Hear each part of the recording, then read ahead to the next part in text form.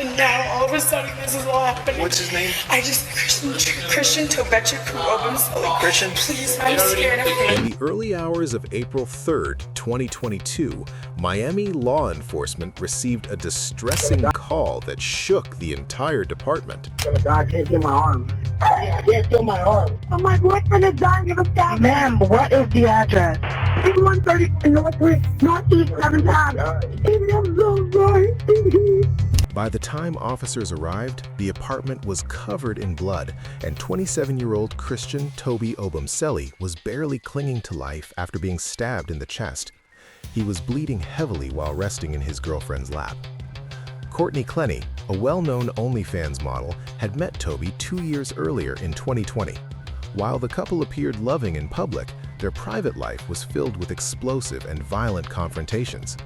Police had responded to disturbances at their apartment on several occasions. In April 2022, their most intense argument ended in tragedy, with Toby begging for his life.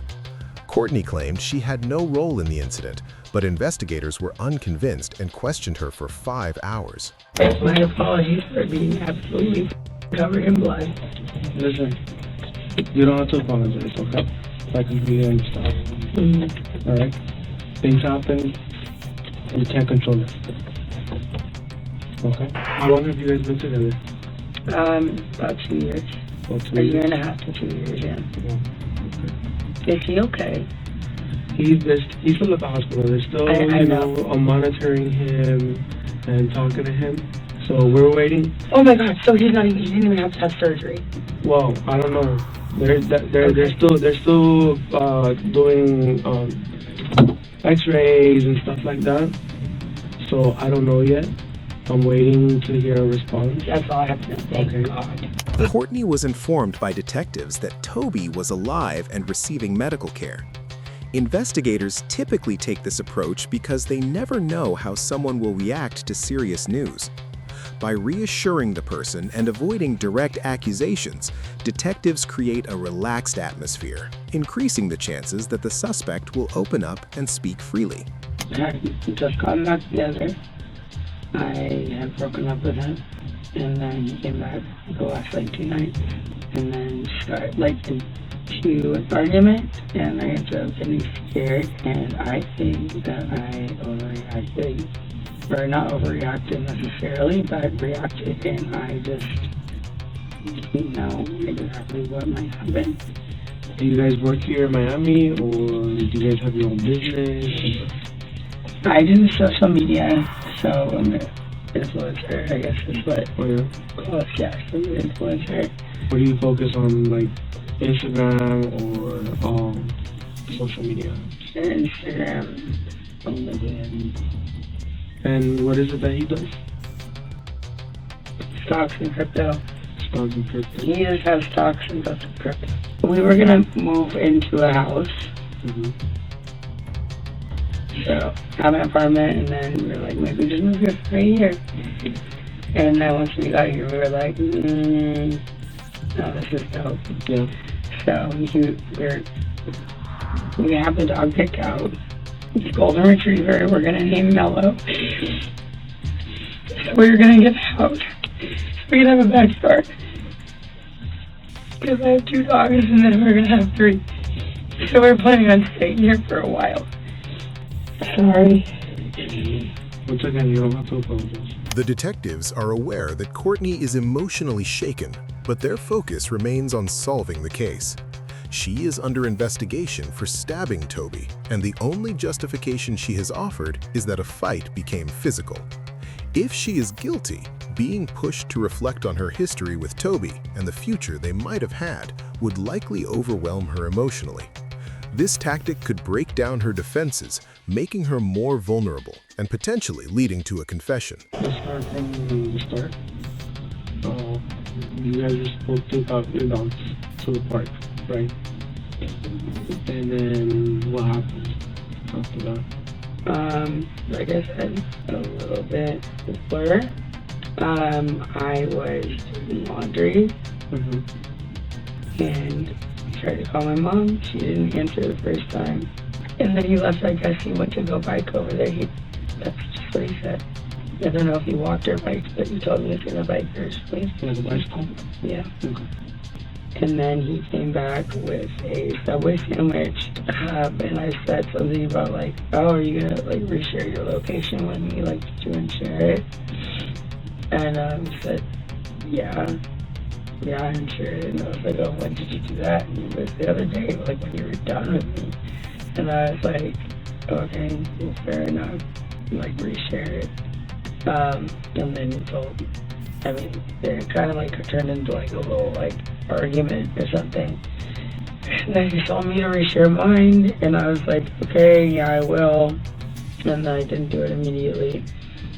He asked me about it again, and I don't know what I was thinking, but it just said something about, well, what if I'm somewhere you don't want me to be? Which I wouldn't have been. I love him. But maybe you don't want to know where I am. I guess maybe they'll just like hurt him because he was pressing me. And he ended up pinning me against the wall. I mean, I said like choking me on the floor. It's just like, they look at my neck and I was like, I mean, I'm not saying like choking me like, you know, whatever. But I mean, he had my like neck, like and this happened twice before, where I couldn't breathe and I was on the floor. Yeah. I could not breathe. And I don't think that he was trying to kill me, but I was scared. And all 3 times I have been scared. I'm on the floor. And he had me pinned. Get my mom on the phone. So this happened like over by the door and somehow moved like over in the living room. He was standing by the couch. Gives me full indication I was in the kitchen. And then he just like, I could see like all the lights in his eyes, and it was like coming at me. And so I grabbed one of these knives. My mom got me for Christmas. I grabbed one of them. And I was like, I swear to God. I swear to God. It was just like, I mean, I grab and be like, don't come anywhere closer to me. Because I mean, earlier, that was happening 2 other times I couldn't breathe. I'm sorry. I couldn't breathe. And it's very scary. And I just think like, just like that kind of thing where I was saying like, do you know if he's okay? If he's choking me and he's angry enough, he might like, or, I mean, this is different, I think. But if he's like choking me or like pinning me or something and I can't breathe, he might go too long. So I grabbed my knife and I said, don't come anywhere closer to me. I had absolutely no intention of using it. I'm on the phone with my mom and he's coming at me like he's gonna grab either the phone or like the knife or something. And so I was just like, I was like, don't come any closer. It's coming at me, and I drew it. And I meant for it to go. How far away was he? Well, I was by my fridge and he was like by the edge of one of the chairs of the sofa. Like 10 feet. I'm trying to think in my head.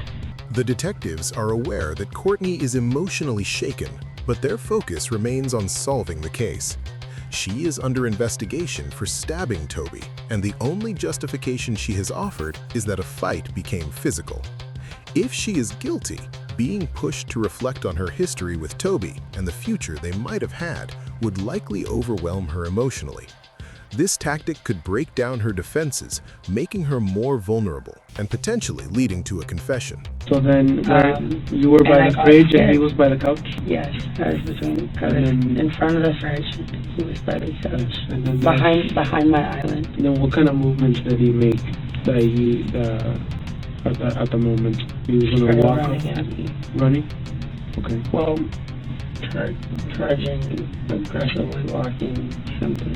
What was he doing? Like, was he doing something with his hands, or? Doing it had his hands up. I couldn't tell you. Was he yelling at you at the time? Yes. Was that at the moment that he was charging you, or earlier in one of the arguments? It was before he choked me. Yes, it was before he choked me. Okay. Or whatever. But I swear to God, I was scared. I mean, after like what I was scared. And I was on the phone with my mom and it was still happening. Yeah. I was scared. So you told me that he had you against the wall at one point, right? With his hands over your neck. Mm-hmm. And how did you end up from the wall to the ground? Let me go, and then I started swinging on him because I had been against the wall. Okay. I started trying to hit him, Yeah. and then he put me on the ground. He dropped you to the ground. When I'm trying to remember like a whole situation of where I was very upset about something, Yeah. which I've learned this in therapy or whatever, it's like write down like all the details so you don't forget. Just like write it all out clearly so it makes sense to you and makes sense to somebody else. But I haven't had a chance to have a pen and paper or my phone to like write down exactly what happened. And I haven't really even like fully thought about it. So honestly my answer is I don't remember. Okay. You guys have a history of violence? Yeah, You say you've been together how long, so? almost 2 years. Almost 2 And years. after 2 years. So how many incidents you think you've had? I don't know. But we shouldn't be together. Have you made a report before? No. You've never made a report? Oh, I did in Dallas actually about a year ago. And he was detained. And what happened there? He had pushed me underneath the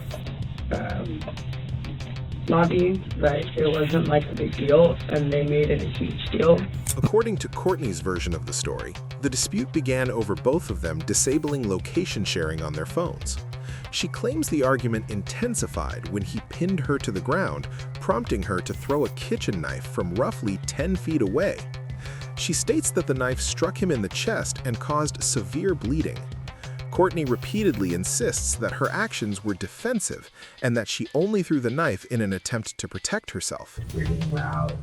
I was like, oh my god, we're gonna like do damage to the room or something. Not damage to each other. Like I really want to like. Why would you highlight think? that. Why would you think that you were gonna do damage to the room? I like throwing something or like. Did you throw something? Did I? Yeah. No. Did anybody throw anything? No. So why would you think that there is damage to the room to be made? Because I've done that before in our house, and I. What have you done? Thrown the glass and plate. Did you throw a glass or a plate at him today? No. Okay. So if No, I it's not before.